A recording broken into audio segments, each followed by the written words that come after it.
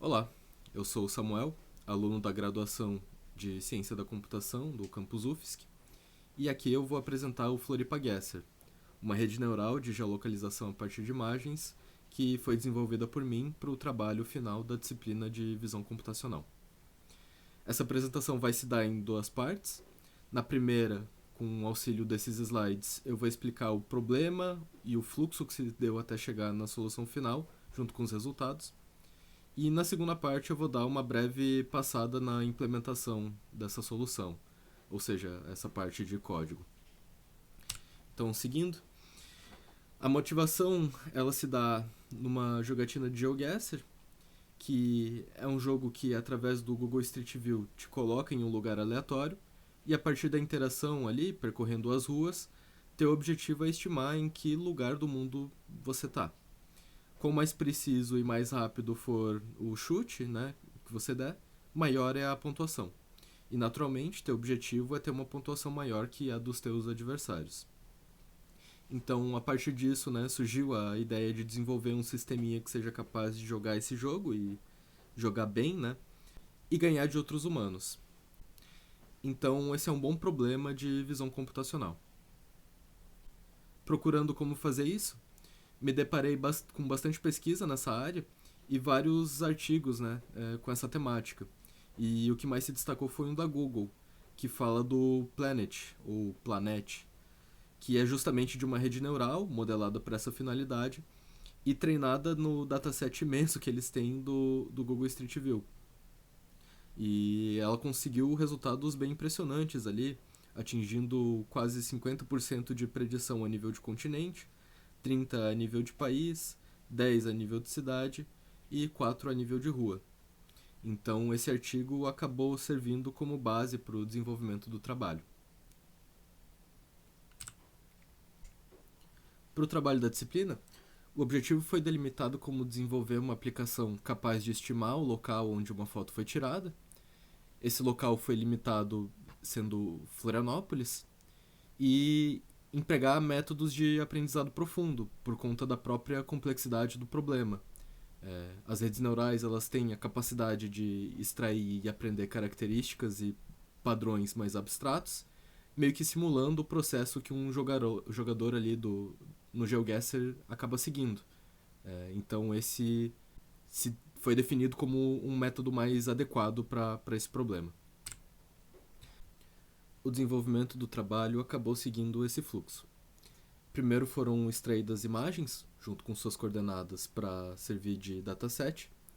Então elas passaram por um processo iterativo, em que elas foram classificadas de acordo com uma heurística, e essa classificação foi avaliada com base nos resultados conseguidos a partir do treinamento de um modelo base da rede.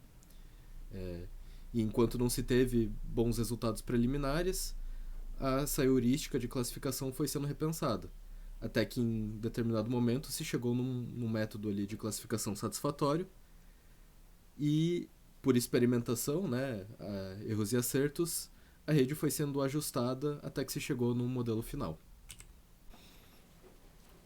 Entrando em mais detalhes sobre cada etapa desse processo, para a extração do dataset, primeiro foi definida uma bounding box de Florianópolis, e para coordenadas aleatórias dentro dessa caixa, foram baixadas imagens panorâmicas a partir da API do Google Street View. Para baixar essas imagens, foram passados como constantes esses parâmetros: inclinação da câmera, campo de visão e dimensão da imagem. Para a orientação da câmera, foram usados esses quatro valores, né? 0, 90, 180 e 270 graus. Ou seja, para cada coordenada foram extraídas quatro imagens, né? Ali o 360. Então, ao total, foram baixadas quase 10.400 imagens. Com a extração das imagens feitas, se deu início àquele processo iterativo, né, de preparo e análise dos resultados. E na primeira iteração, a classificação das imagens seguiu essa lógica bem simples, bem ingênua, de simplesmente dividir a ilha ali, aquele bounding box, em um grid ou em uma malha, né, com células de tamanho fixo. Isso provocou alta disparidade, né, entre a densidade de imagens por classe. Por exemplo, na célula 0, você tinha um volume grande, né, de imagens, enquanto na célula 1 não tinha imagem nenhuma. Junto a essa primeira heurística foi desenvolvido um algoritmo base, né, que definia e treinava esse modelo base da rede.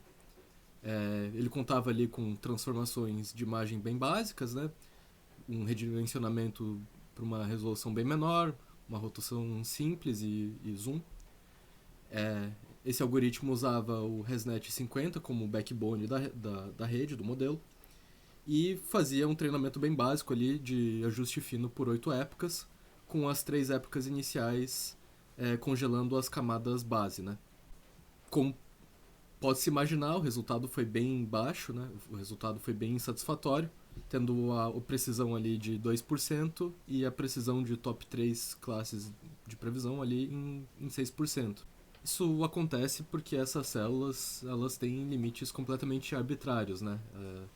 Essas células ou classes não representam alguma coisa de verdade, né?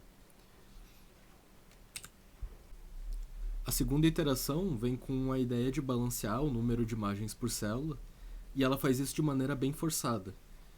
Para isso, ela abandona a concepção ali de dividir o território em uma malha, com um tamanho igual para cada célula, e com base em um número de classes pré-definido, vai ajustando em linhas latitudinais os limites de cada célula, de modo que elas comportem o mesmo número de imagens. A definição com o melhor resultado foi de 30 células, né, ou 30 classes, em que cada uma delas tinha por volta ali de 345, 346 imagens. Isso provocou um aumento significativo das métricas de resultado, que dobraram em relação à última iteração, mas ainda assim o resultado foi muito baixo. E o motivo disso é bem visível, né, com essa imagem ao lado. As células ainda têm limites bem arbitrários, né, de um ponto de vista geográfico. Por exemplo, das células 17 até a 9, todas elas estão representando ao mesmo tempo o centro, o estreito, o Itacorubi, a Lagoa da Conceição. Enfim, é um pouco confuso, né? A terceira iteração resolve isso usando, além de latitude, a longitude para criar células.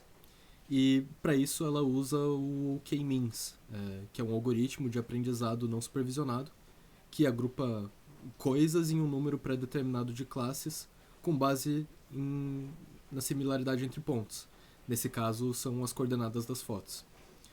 O número de células com o melhor resultado foi, mais uma vez, de 30, e agora é perceptível, né, geograficamente falando, que cada classe está representando um conceito, né, quase que um bairro. Essa abordagem foi bem positiva, os resultados quase dobraram para 8 de precisão, de acurácia, e 19 de top 3. Então, com um método suficiente para criar as classes e agrupar as imagens dentro dessas classes, se passou a essa etapa de ajustes do algoritmo que definia e treinava a rede neural. E essa foi a etapa mais, não difícil, mas a mais trabalhosa, que consumiu mais tempo. Porque para cada parâmetro que se ajustava, tinha, talvez era um único parâmetro ali que se queria testar, se tomava todo aquele tempo, né, de treinamento até que o resultado final podia ser conferido. E o que eu vou mostrar aqui não foi feito tudo de uma vez, né?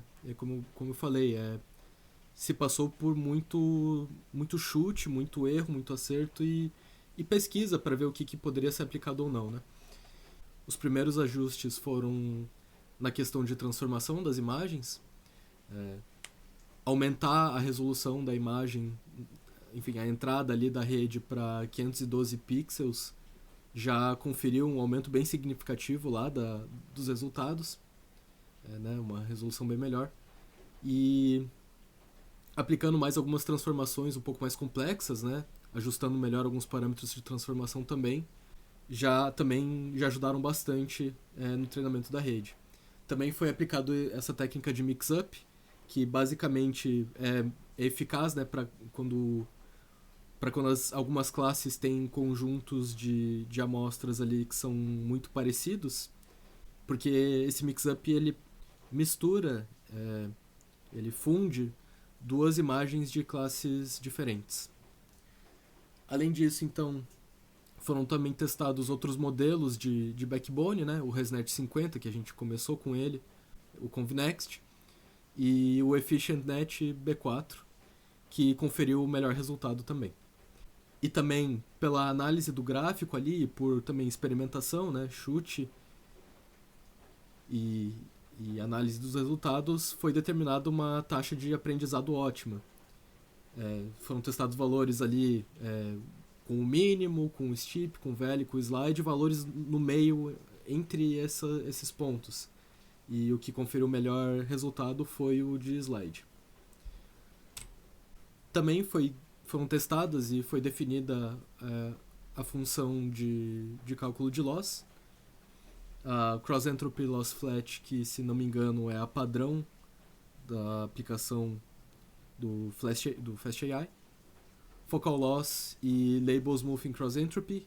Essa última foi a que rendeu melhores resultados e que aparentemente melhor lida com um leve desbalanceamento entre classes e com classes que contêm amostras bem parecidas, né, que é o nosso caso. Foi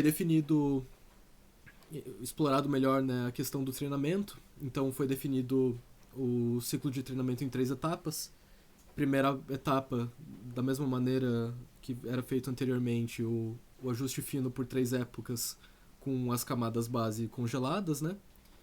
E segunda etapa, então, com todas as camadas, o ajuste fino de 10 épocas, só que com uma taxa de aprendizado de gradiente entre a learning rate que a gente definiu anteriormente. E a terceira etapa com 6 épocas de treinamento, com uma taxa de aprendizado ainda menor e gradiente entre as diferentes camadas intermediárias, né? Então, como resultado final, a gente conseguiu ali a acurácia de 61% e top 3 de 80%. Essa é a matriz de confusão do modelo, e aqui fica visível a precisão que foi alcançada pela rede, porque os maiores valores estão concentrados nessa diagonal principal, confirmando aquelas métricas do resultado, né?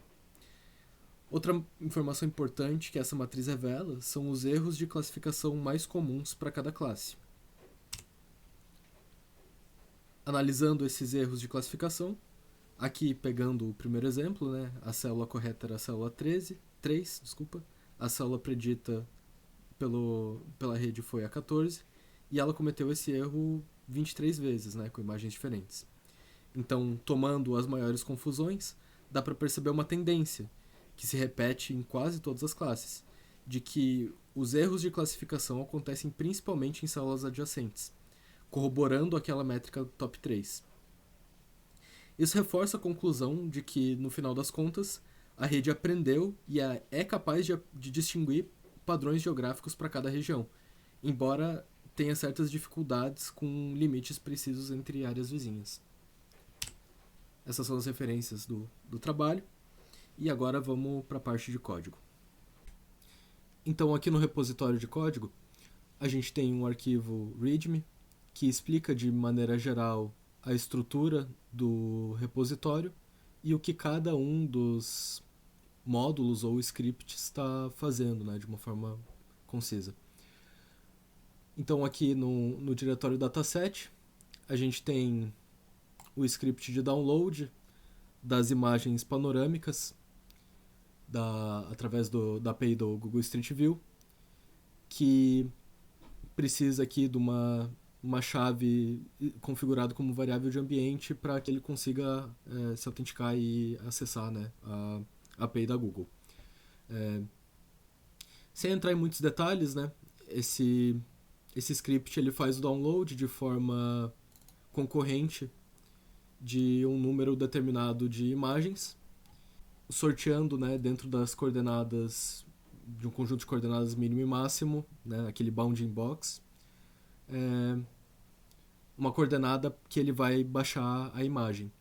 E enquanto ele vai fazendo o download, ele vai armazenando essa imagem nesse repositório, nesse diretório de imagens, e registrando também uma entrada nesse arquivo de manifesto, com o ID, as coordenadas da imagem e o caminho até o arquivo. Além disso, a gente tem também esse script utilitário aqui, só para manter um estado consistente entre o arquivo de manifesto e o diretório de imagens, né, excluindo imagens que não estão no arquivo de manifesto e vice-versa.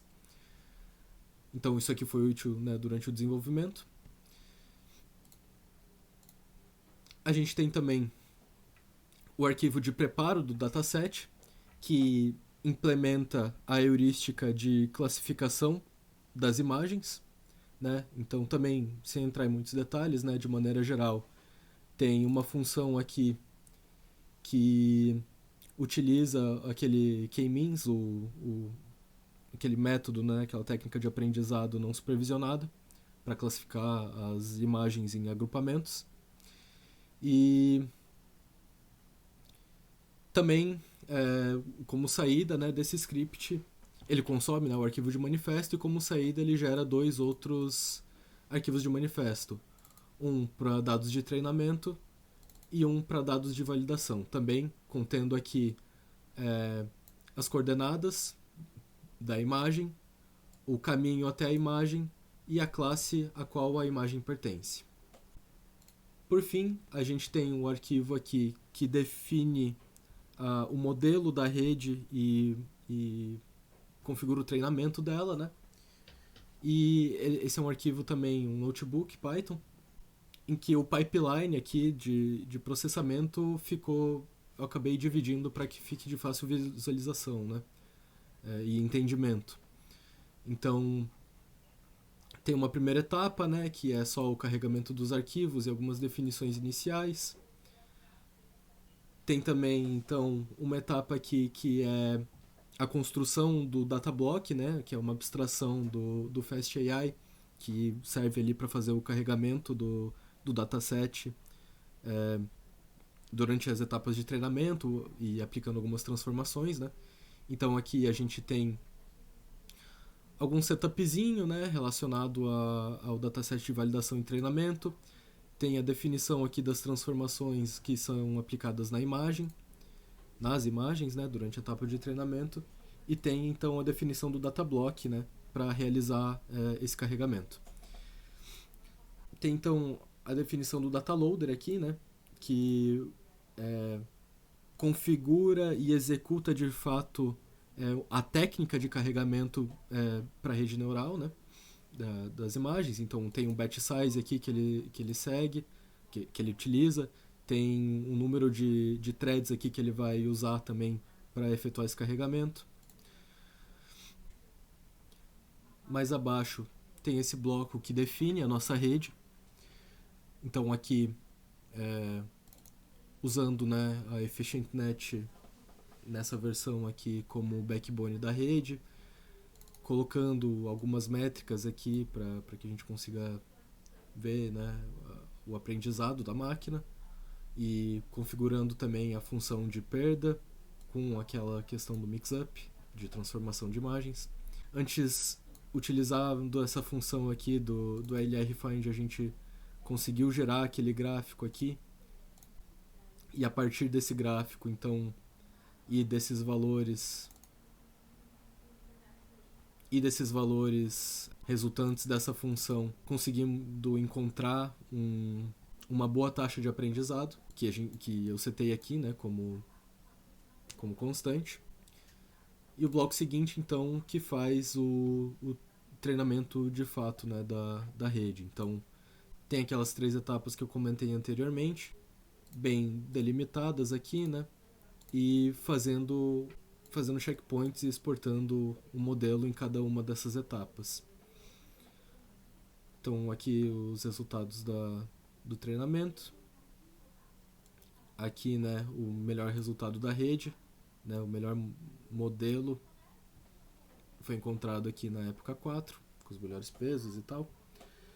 E por fim, tem aqui uma parte que basicamente mostra os resultados e exporta o modelo final.